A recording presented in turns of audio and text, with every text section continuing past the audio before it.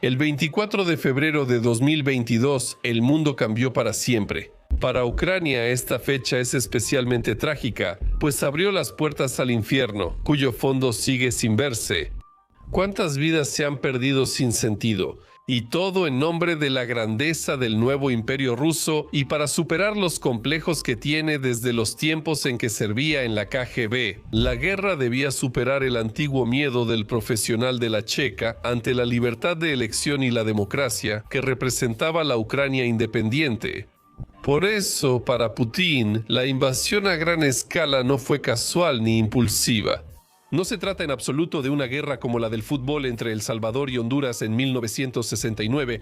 Para un verdadero unificador de las tierras rusas, la guerra contra el Estado ucraniano soberano fue la culminación de años de preparación en Rusia, desde la reestructuración económica ante sanciones occidentales hasta el adoctrinamiento ideológico de la población. Mientras muchos líderes aún confiaban en la diplomacia y próximos compromisos, la máquina de guerra ya estaba en marcha, el genio había salido de la botella.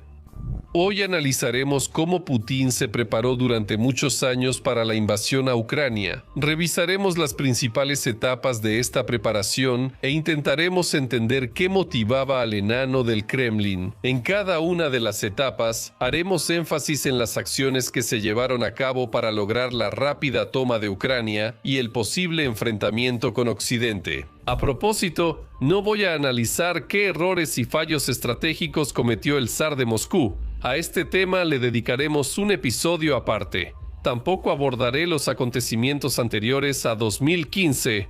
En nuestro canal hay muchos videos sobre la etapa híbrida de la guerra ruso-ucraniana, como la anexión de Crimea y el inicio del conflicto en Donbass. Les sugiero que los vean y recuerden los hechos de hace más de 10 años. Ahora abordamos eventos recientes. Me llamo Semyon, del canal Megashow TV. Aquí solo tenemos hechos y análisis. Adelante.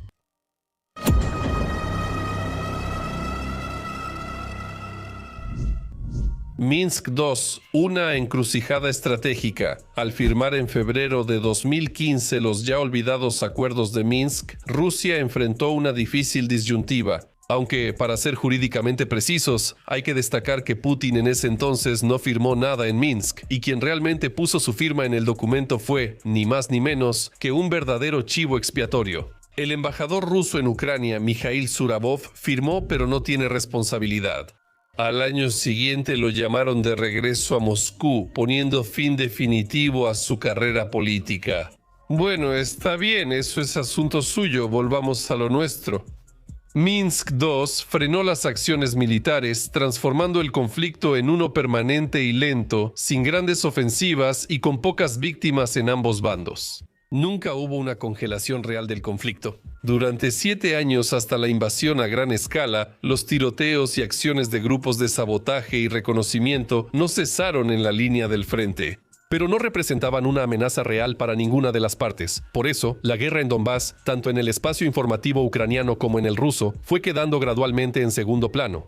Con el tiempo se volvió solo un ruido de fondo, como el conflicto en Medio Oriente. Todos lo conocen y lo tienen presente, pero ya nadie le presta atención. Sin embargo, el Kremlin y su eterno líder no lo olvidaron. Él sabía que las operaciones especiales de 2014, conocidas como Proyecto Novorossiya, estaban totalmente enterradas. No lograron desestabilizar Ucrania, federalizarla ni devolver el poder a fuerzas prorrusas. De los activos reales, solo Crimea y 2 zonas en Donbass, DNR y LNR, resultan insuficientes. Sin embargo, no es el nivel que esperaba el pequeño zar un año antes. El Estado ucraniano sobrevivió, se reorganizó y empezó a fortalecerse, surgiendo la duda: ¿qué hacer ahora? ¿Cómo construir la relación ruso-ucraniana y qué estrategia tomar?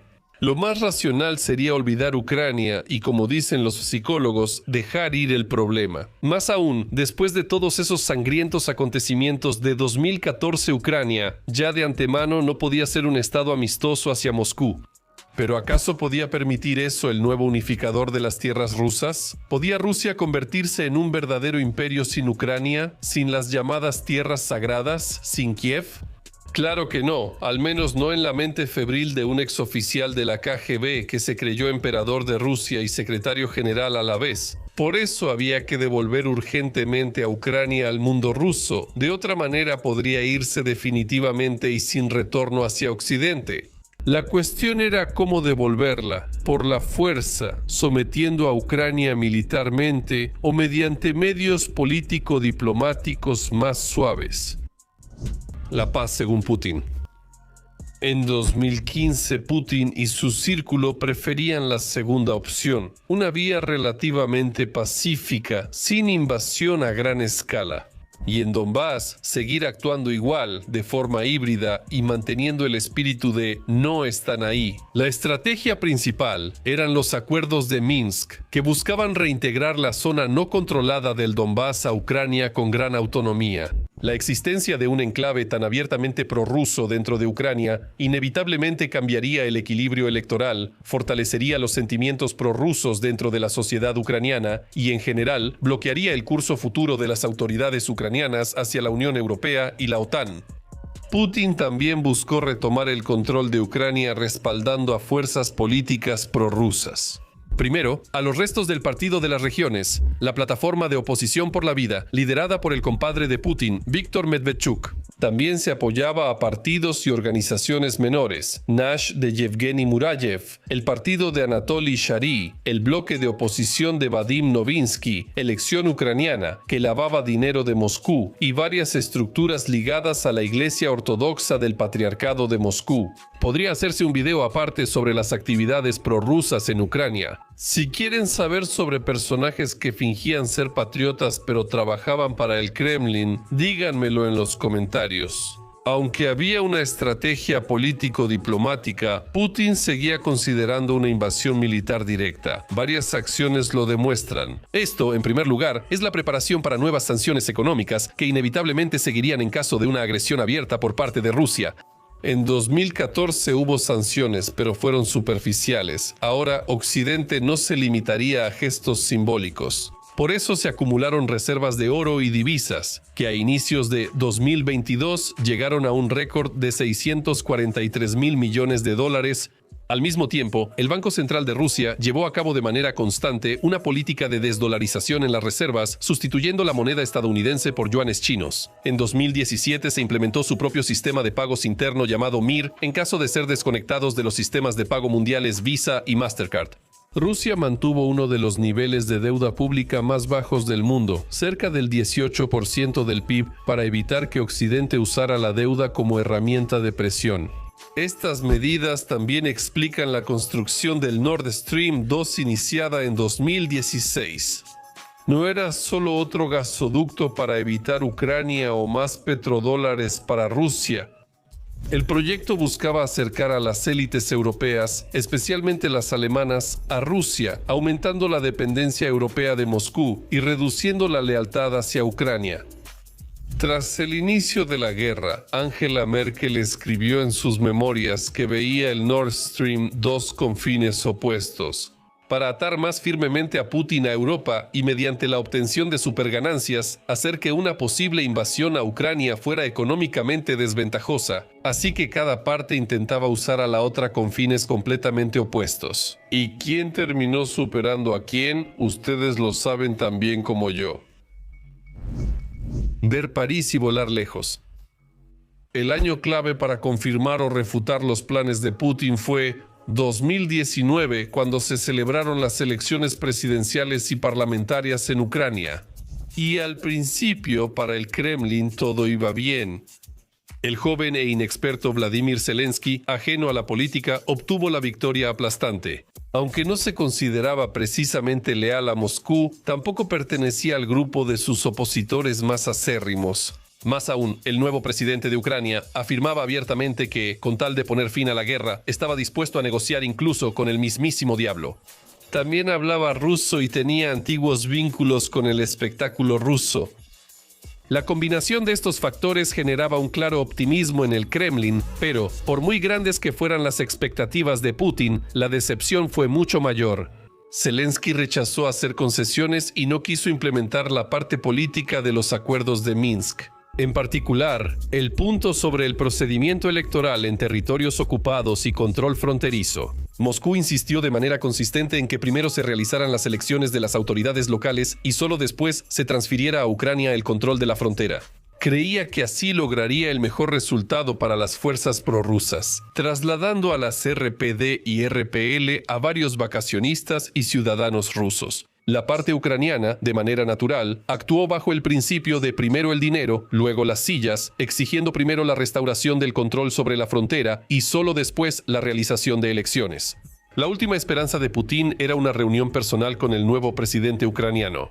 El 9 de diciembre de 2019 fue la última reunión del Cuarteto de Normandía: Putin, Zelensky, Macron y Merkel. Pero incluso aquí, el Führer del Kremlin enfrentó otro fracaso. Zelensky rechazó concesiones, dejando claro que Ucrania no planeaba volver bajo influencia rusa, ni siquiera de forma encubierta mediante la DNR y la LNR. ¿Qué fue lo que finalmente convenció a Putin de la necesidad de pelear de otra manera, de una forma más amistosa y saludable? La reencarnación de la URSS es imposible, y Putin no quería esperar a las elecciones de 2024. La edad ya le pesaba. Tampoco había garantía de que un candidato prorruso ganara, ni siquiera en el futuro.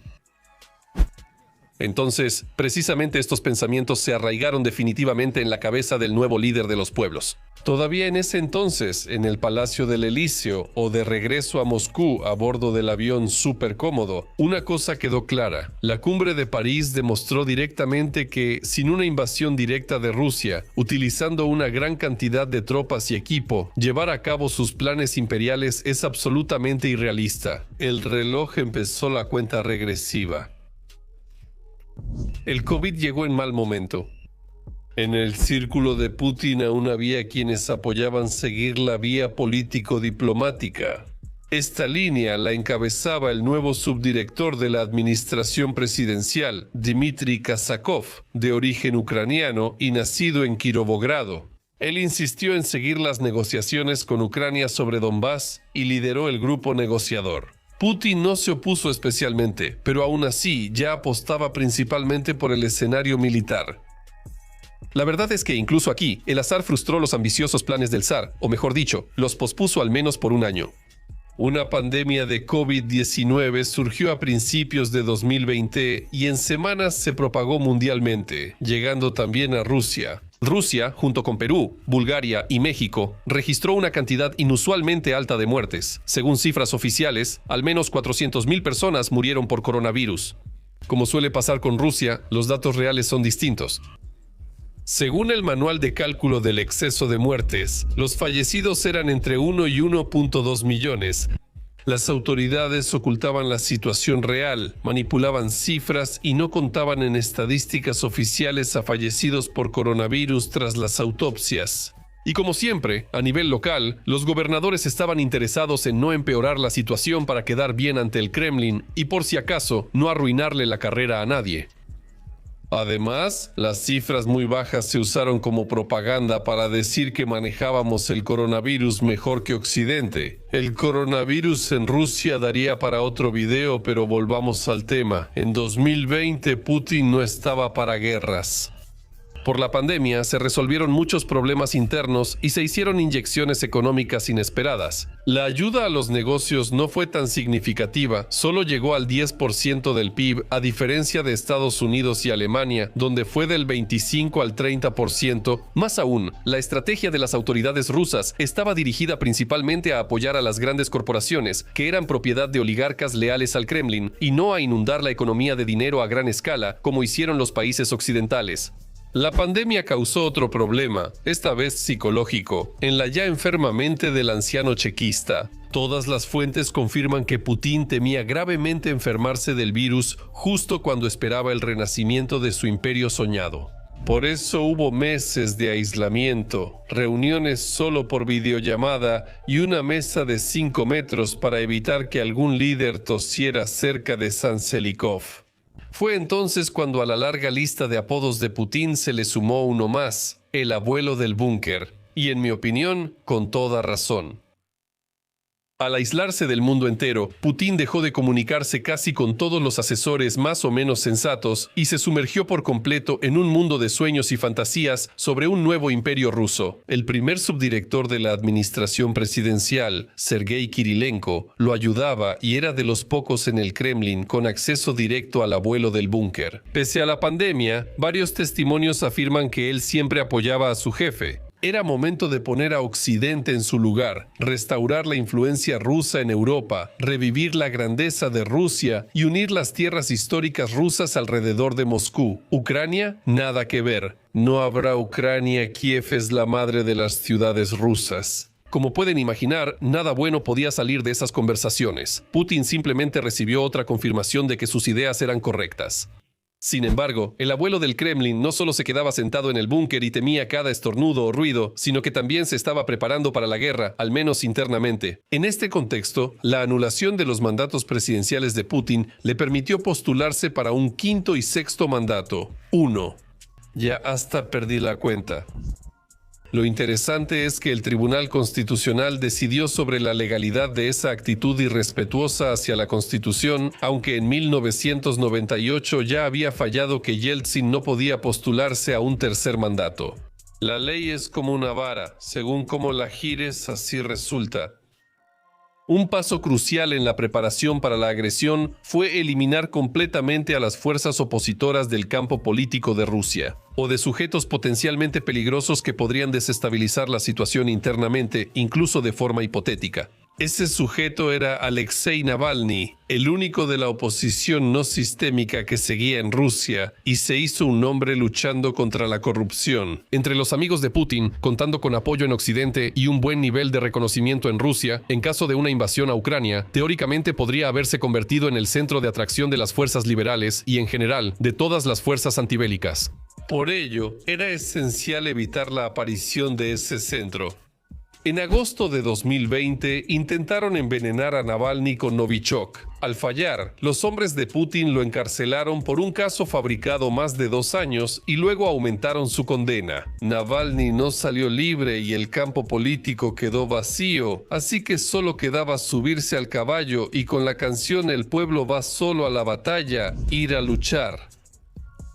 Aunque parezca paradójico, al decidir someter a Ucrania por la fuerza, Putin en realidad no se preparó mucho para la guerra. En cualquier caso, la preparación en el ámbito militar fue pésima y en su mayoría solo existía en el papel y en varios informes serviles que le llegaban a Putin desde abajo. Aunque se hablaba de modernización y rearme técnico de las tropas rusas, los primeros meses de la guerra mostraron la inconsistencia de las declaraciones oficiales rusas. En general, la mayoría del equipo y armas capturados por las fuerzas de defensa de Ucrania son modelos de los años 70 y 80, algunos modernizados. Tanques T-70 y 2 T-80 blindados BMP-2, BMP-3, BTR-80 y lanzacohetes Grad y Uragán. Incluso los obuses autopropulsados Gvozdika, fuera de producción hace mucho, no son armamento moderno ni para el año 22.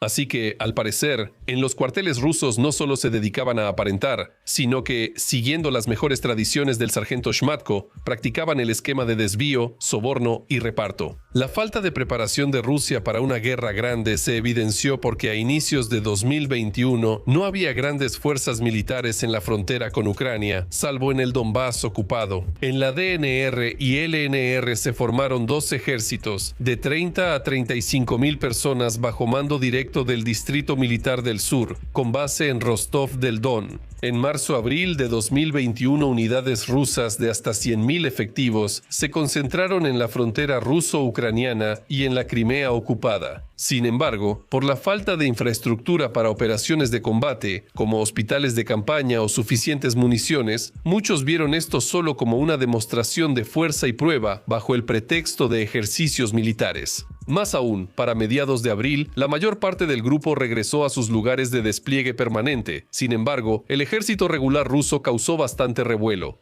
El presidente de Estados Unidos, Joe Biden, se reunió personalmente con Putin el 16 de junio de 2021 en Ginebra como medida preventiva. Luego, la mayoría de expertos consideró la cumbre un intento fallido de evitar una catástrofe. Estados Unidos buscaba evitar un conflicto militar y frenar la confrontación con Rusia, pero sin ceder ante Moscú. Putin, decidido a cambiar el poder en Ucrania militarmente, evaluaba la posible reacción de Occidente ante una invasión.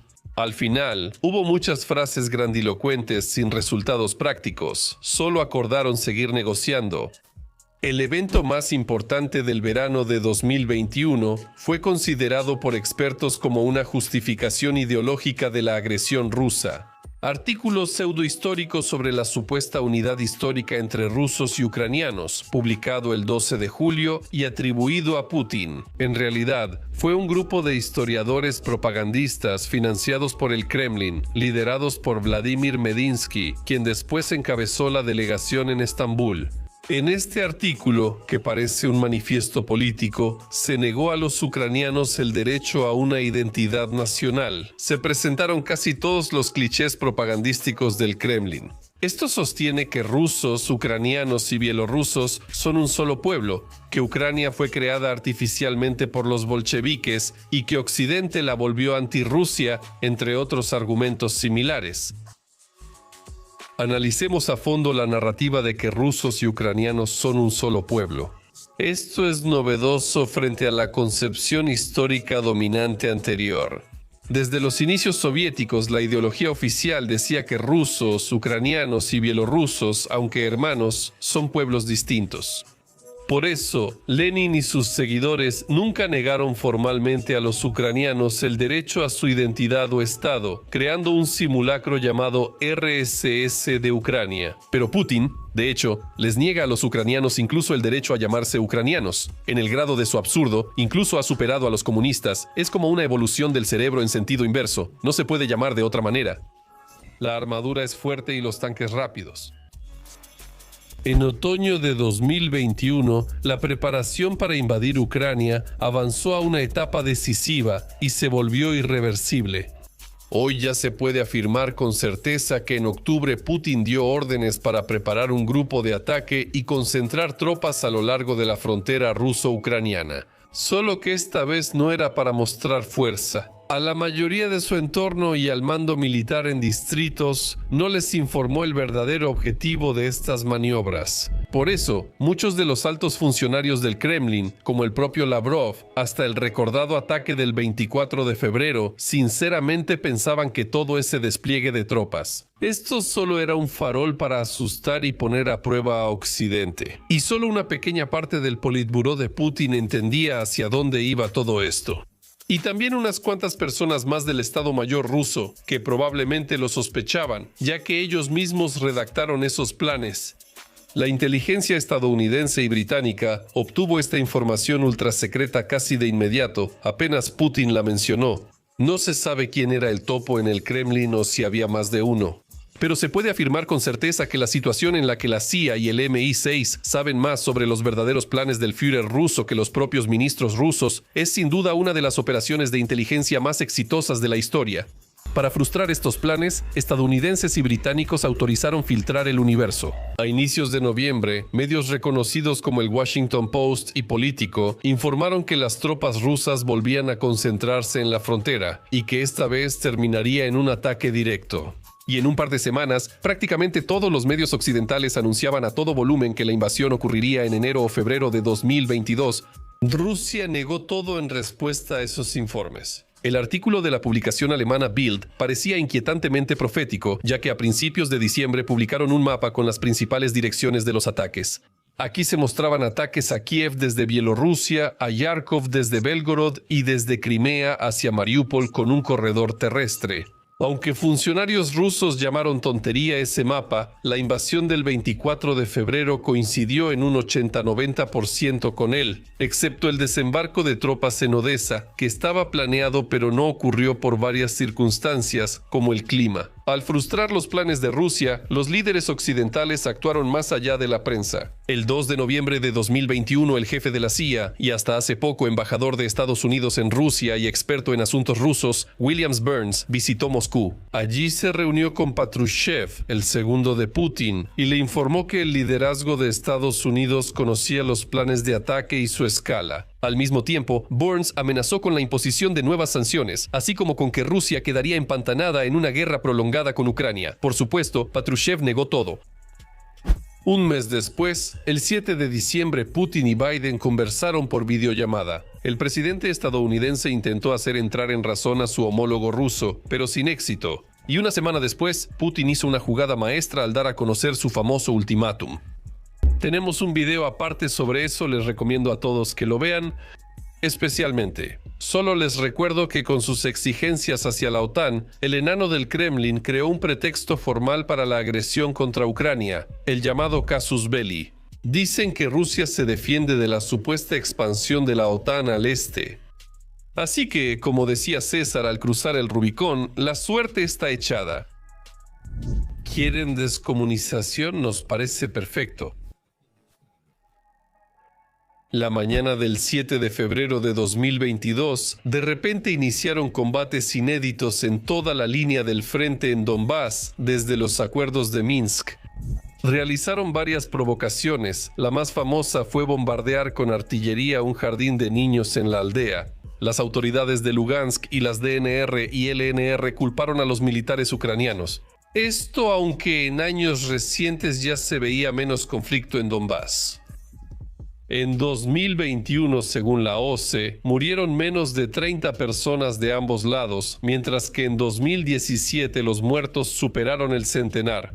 De hecho, los últimos meses de 2021 y principios de 2022 fueron tranquilos y estables. Antes solo ocurrían tiroteos o explosiones aisladas en minas civiles, pero ahora hay miles de violaciones y cientos de explosiones. Una escalada tan anómala en comparación con los meses y años anteriores fue casi de inmediato calificada como completamente artificial y orquestada. En Moscú, la preparación para una guerra a gran escala entró en su fase final.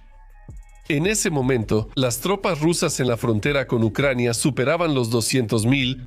Esta vez ya había hospitales móviles, cocinas de campaña, toneladas de combustibles, lubricantes y sangre de donantes, lo que según la inteligencia militar indica una inminente invasión. Y lo más importante, se creó un grupo de ataque en Bielorrusia para la ofensiva principal hacia Kiev. Se usaron los ejercicios conjuntos ruso-bielorrusos de terminación de la Unión 2022 iniciados el 10 de febrero.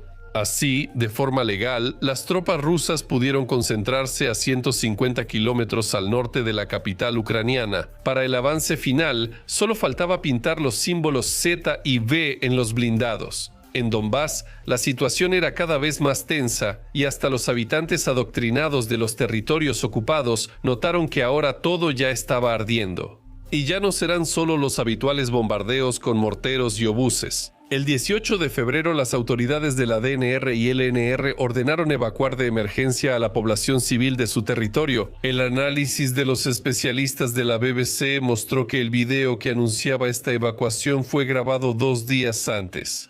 Todas estas acciones eran parte de un espectáculo sangriento preparado previamente. El 19 de febrero se anunció la movilización forzada en la RPD y la RPL, prohibiendo a los hombres locales salir a territorio ruso. Hoy pocos lo recuerdan, pero la movilización inició en esta guerra en los territorios ocupados.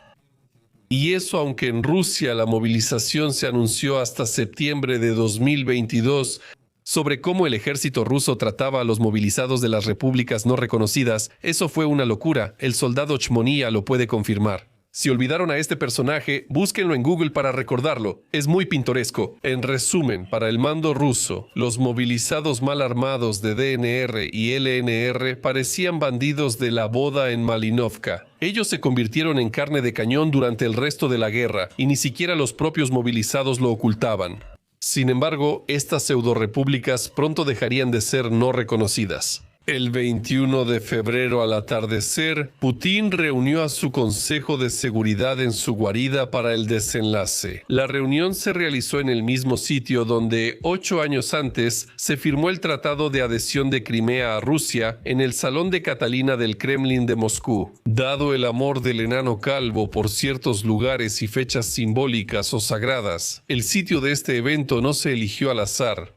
Aquí otro dato curioso para todos. Se anunció que era una transmisión en vivo, aunque casi de inmediato se notó el truco. Incluso a simple vista era evidente que era una grabación editada posteriormente. Y la propia sesión se llevó a cabo varias horas antes, así que no es más que una puesta en escena barata. El dueño del Kremlin debía mostrar unidad en la élite antes de la invasión y unirlos en la culpa colectiva por lo que ocurría, como el padrino de la mafia que ata a sus secuaces con la sangre de sus víctimas.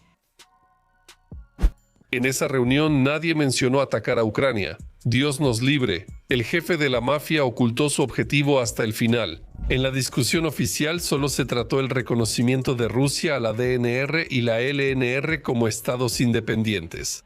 Después siguió la rutina habitual, donde Putin durante más de una hora escuchó discursos leales sobre cómo la maldita Ucrania organizó un genocidio en Donbass. Por cierto, de aquí proviene el conocido cliché propagandístico, donde estuvieron durante 8 años mientras bombardeaban Donbass. Solo 2 intervenciones fueron notables. El comandante de la Guardia Nacional de Rusia, Viktor Zotov, bajo quien están los Kadyrovtsi, dio un discurso agresivo y dijo que no basta reconocer a sus marionetas, sino ir más allá. Una declaración tan inusual solo podía significar una insinuación directa de expansión militar, pero ya fuera de la propia región de Donbass. El segundo fue Sergei Narishkin, jefe del Servicio de Inteligencia Exterior, quien nervioso y tartamudeando intentaba evadir la respuesta. Pero cuando Putin lo presionó directamente, él soltó que, apoyaba la propuesta de que la DNR y la LNR se unieran a la Federación Rusa. Narishkin también reveló los planes futuros de Putin sobre el Donbass. Al parecer, debido a su cargo, él sabía o sospechaba cuál era la situación real en Ucrania y era plenamente consciente de que la operación especial planeada definitivamente no sería un paseo fácil por la Kreshchatik. Ese tipo no podía no saber que la mayoría de los datos de inteligencia que antes le vendía a su jefe eran pura basura, y nadie iba a recibir a los valientes libertadores con pan y sal. Ahora temía que se supiera la verdad, pero ya nada podía hacer. La guerra ya había comenzado y no había regreso. Y por último, un toque final, como si hubiera escuchado la opinión de sus subordinados, la cual no significaba nada para él. Putin se retiró unas horas para meditar o comunicarse con los espíritus de Iván el Terrible, Pedro el I y Catalina la Segunda. ¿Quién sabe? Salió de su guarida y lo soltó todo de golpe. Como siempre, inició su discurso con un repaso histórico, ampliando el artículo que escribió medio año antes sobre la unidad de rusos y ucranianos. Reiteró que Lenin creó Ucrania perjudicando a Rusia y que ahora, pobrecito, debe restaurar la justicia histórica. Esa conclusión se deducía directamente del texto. El dictador reconoció a la DNR y la LNR como estados soberanos, pero lo principal de su discurso fueron palabras que presagiaban la invasión. ¿Quieren descomunización? Pues, ¿qué le vamos a hacer? Eso nos parece perfecto, pero no hay que quedarse a medias. Estamos listos para mostrarles lo que significa para Ucrania una verdadera descomunización. Quedaban poco más de 48 horas para la guerra total. El temporizador de la muerte estaba por terminar, o más bien, comenzar el horror que el pueblo ucraniano vive desde hace 4 años. Suscríbanse a nuestro canal y verán muchos videos interesantes sobre el aniversario del ataque. Lanzaremos una serie de materiales sobre este tema y el fracaso del Blitzkrieg de Putin. Cuídense y no se dejen engañar por los discursos melosos de la propaganda enemiga. Gracias a los patrocinadores por su apoyo y a los espectadores por ver el video. Hasta luego.